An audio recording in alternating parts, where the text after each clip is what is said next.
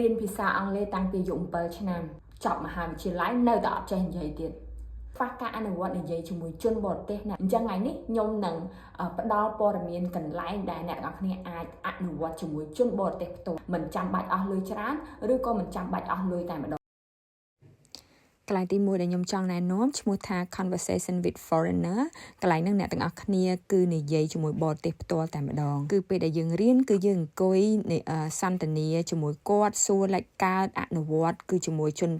នបរទេសអ្នកទាំងអស់គ្នាខ្ញុំរៀនវានៅបឹងតំពុនតែមិនដឹងថាសាលាហ្នឹងវានៅម្ដុំណាខ្លះទេអញ្ចឹងនៅហ្នឹងអ្នកទាំងអស់គ្នាមើលអាស័យដ្ឋានទៅហើយមើលលេខទូរស័ព្ទមើលអីហ្នឹងទៅហើយតេសួរចង់ដឹងព័ត៌មានបន្ថែមតេសួរតាមហ្នឹងទៅអ្នកទាំងអស់គ្នាហើយការខ្ញុំរៀនគឺអត់ថ្លៃអ្នកទាំងអស់គ្នាព្រោះខ្ញុំអត់មានលុយច្រើនទេហើយកន្លែងទី2ខ្ញុំចង់ណែនាំគឺការចូលធ្វើការស្ម័គ្រចិត្តអ្នកទាំងអស់គ្នាគឺវាល្អដោយសារយើងនៅជាមួយជនបរទេសផ្ទាល់យើងបាននិយាយយើងបានចង់និយាយថាសន្ទនារហូតតែម្ដងហើយខ្ញុំជឿថាស្រុកខ្មែរយើងមានកន្លែងអង្គការស្ម័គ្រចិត្តច្រើនមែនទែនកន្លែងនេះឈ្មោះថាអង្គការស្ម័គ្រចិត្តកសាងកម្ពុជាអញ្ចឹងអ្នកទាំងអស់គ្នាតេសួរមើលថាអ្នកទាំងអស់គ្នាអាចចូលស្ម័គ្រចិត្តបានហើយកន្លែងទី2នេះឈ្មោះថាគ្រួសារថ្មីកន្លែងនេះក៏ជាកន្លែងស្ម័គ្រចិត្តដែរអ្នកទាំងអស់គ្នាធ្វើការជាមួយជនបរទេសផ្ទាល់តែម្ដងនិយាយពីការស្ម័គ្រចិត្តហ្នឹងពេលខ្លះអ្នកទាំងអស់គ្នាអត់បានប្រាក់ខែទេប៉ុន្តែពេលខ្លះមិនមែនដោយសារលុយទេគឺអ្នកទាំងអស់គ្នាចង់ចេះអញ្ចឹងបាច់បានប្រាក់ខែក៏យើងត្រូវតែចូលដែរដើម្បីយើងចេះនិយាយភាសាអង់គ្លេសហើយតែហ្នឹង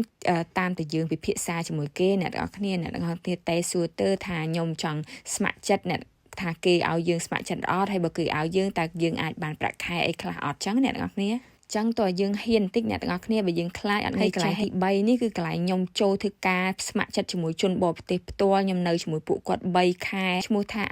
ICS VSO អ្នកទាំងអស់គ្នាតែគួរស្ដាយមែនកន្លែងហ្នឹងបានបិទបាត់ហើយបិទតែកន្លែងទេតែពេលខ្ញុំស៊ើបសួរនៅក្នុង YouTube ទៅខ្ញុំនៅតែឃើញរូបខ្ញុំនៅលើ website នៅលើ YouTube ដដែលអ្នកនរគ្នាអញ្ចឹងក៏ខ្ញុំយកមកបង្ហាញអ្នកទាំងអស់គ្នាការខ្ញុំ11ឆ្នាំមុនការខ្ញុំធ្វើការនៅក្នុងអង្គការហ្នឹងអ្នកទាំងអស់គ្នាខ្ញុំនៅជាមួយជនបរទេសចំនួន3ខែគឺខ្ញុំធ្វើការបកប្រែឲ្យគាត់ខ្ញុំអត់បានប្រាក់ខែអីគាត់ថាដោយសារខ្ញុំចង់ចេះភាសាអង់គ្លេសរៀនភាសាដូចជាកូនក្មេងអញ្ចឹងអ្នកទាំងអស់គ្នាគឺគាត់មុននឹងគាត់ចេះនិយាយពាក្យពេញគឺគាត់និយាយមួយម៉ាត់មុនអញ្ចឹងភាសាអង់គ្លេសក៏ដូចគ្នាដែរអ្នកទាំងអស់គ្នាបើសិនជាអ្នកទាំងអស់គ្នាចង់ចេះភាសាអង់គ្លេសខ្ញុំមិននិយាយថាចេះតែសេចេះតែអានទេបើសិនអ្នកទាំងអស់គ្នាចង់ចេះនិយាយត្រូវរៀននិយាយហើយមិនចាំបាច់ថាខ្ញុំអត់ចេះនិយាយពាក្យពេញទេមិនចាំបាច់ទេរៀននិយាយពីមួយពាក្យគាត់នឹងហើយដែលជារៀននិយាយឯងដើម្បីដូចខ្មែរយើងថាអនុវត្តក្រលាត់អណ្ដាតរបស់យើងអ្នកទាំងអស់គ្នាអញ្ចឹងហើយខ្ញុំសូមឲ្យអ្នកទាំងអស់គ្នាលើកទឹកចិត្តអ្នកទាំងអស់គ្នាក្លាហានក្នុងការនិយាយអញ្ចឹងពេលឃើញបរទេសមកនិយាយជាមួយយើងកុំខ្លាចកុំអៀនកុំដើរចេញគឺហ៊ាននិយាយពិតមិនមែនយើងអត់ចេះទេប៉ុន្តែដោយសារយើងខ្វះការអនុវត្ត